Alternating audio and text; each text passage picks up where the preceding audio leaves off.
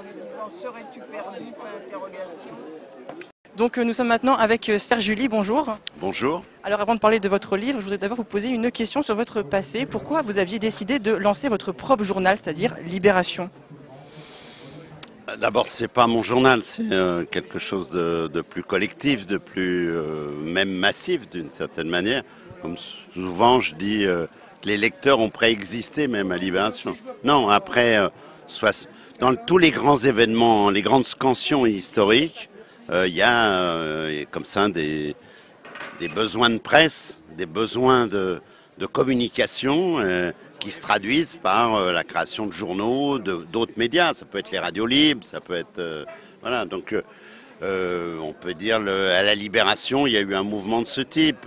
Dans beaucoup de pays, il y a des mouvements de masse comme ça qui remuent la société et qui nécessitent des nouveaux moyens d'expression.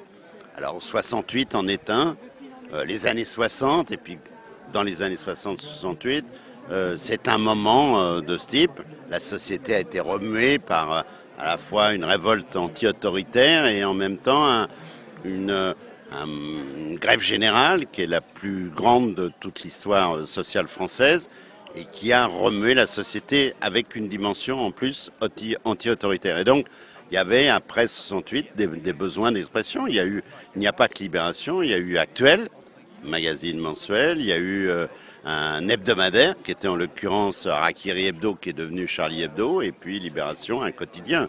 Puis après, tardivement, mais c'est parce que c'est dans les années Giscard, on retardait un peu les choses, le démantèlement du monopole de l'audiovisuel et l'autorisation d'émettre pour les radios libres, qui a été l'autre grand moment, disons, post-68, 70, ce mouvement d'expression qui a cherché ses marques et qui finalement on les a trouvées, en tout cas, à ce moment-là. Vous étiez présent aujourd'hui à Étonnant Voyageur dans une conférence qui s'appelait « Journalistes et écrivains au défi du monde ». Pour vous, quel est aujourd'hui le plus grand défi que doivent relever les journalistes ? L'exactitude. Qu'est-ce que vous pensez très généralement de l'état actuel du journalisme ?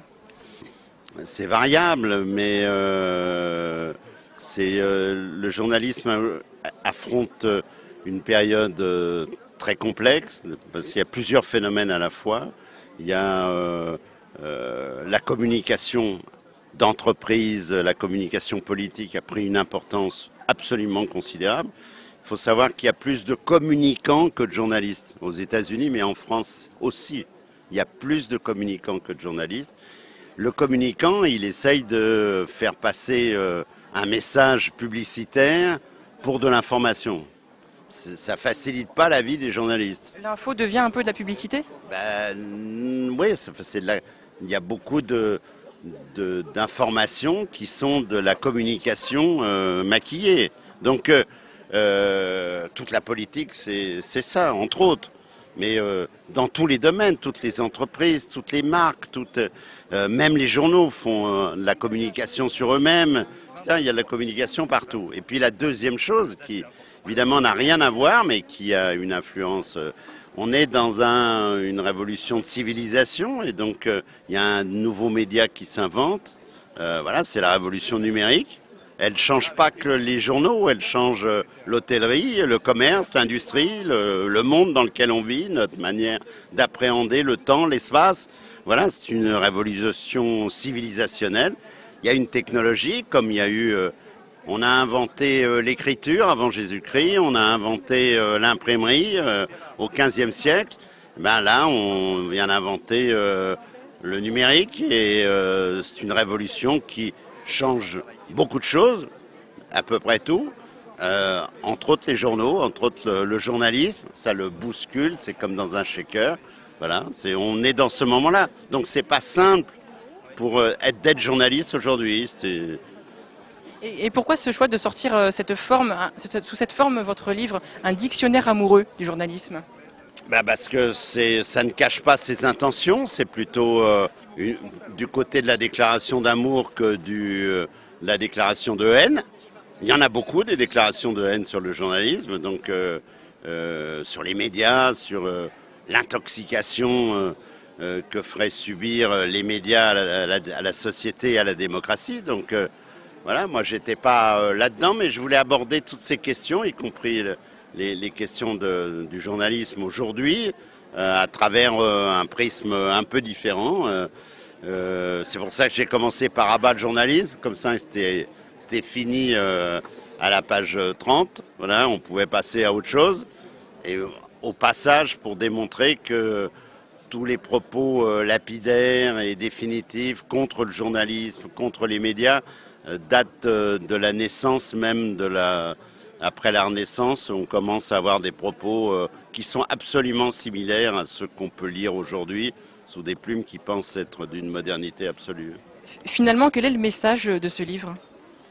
J'ai fait 1000 pages, donc c'est difficile de le résumer. Dans ce cas-là, pourquoi est-ce que vous avez fait ce livre en fait ? D'abord parce que, pour être très franc, on me l'a demandé. Donc on a trouvé que c'était une bonne idée que je le fasse. Voilà, et j'ai trouvé que c'était une bonne idée de me faire cette proposition et je l'ai acceptée. Voilà. Sinon, il ne serait pas là. Voilà, c'est la première raison. La deuxième, c'est quand on est dans des révolutions comme ça, où tout se met en mouvement, c'est bien de voir des fondamentaux. On connaît mal l'histoire du journalisme, on connaît mal les grands classiques du journalisme, de radio, de télévision, de presse écrite. Il faudrait revenir au fondement ?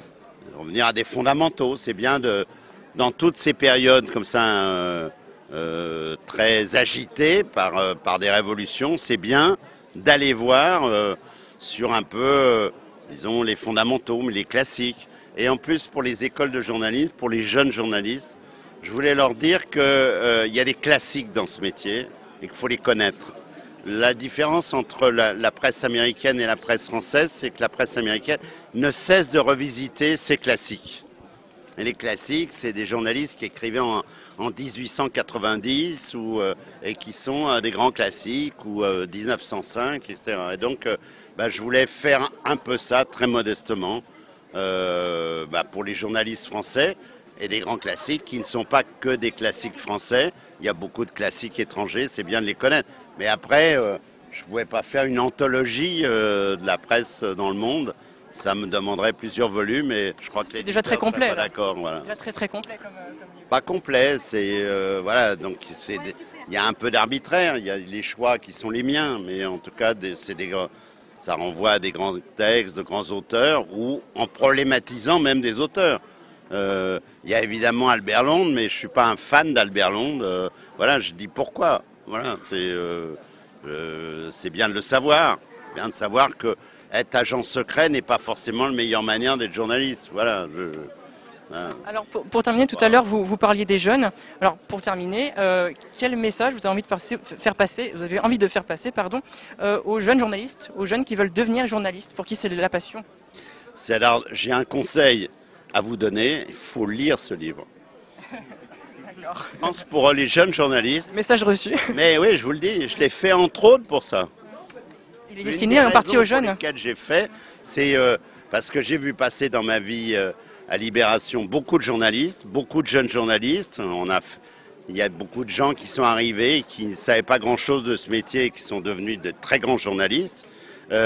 Donc j'en ai vu passer, y compris des gens qui sortaient des écoles, d'autres qui ne sortaient pas des écoles. Donc la question de la formation des journalistes, c'est une question qui m'a beaucoup occupé. Je vous réponds par une boutade, mais en fait, je pense ça assez... je l'ai fait pour ça. Vous avez fait donc ce livre un peu pour former les jeunes. Pour vous. Pour moi, merci beaucoup. Et merci beaucoup d'avoir répondu à mes questions, Serge July.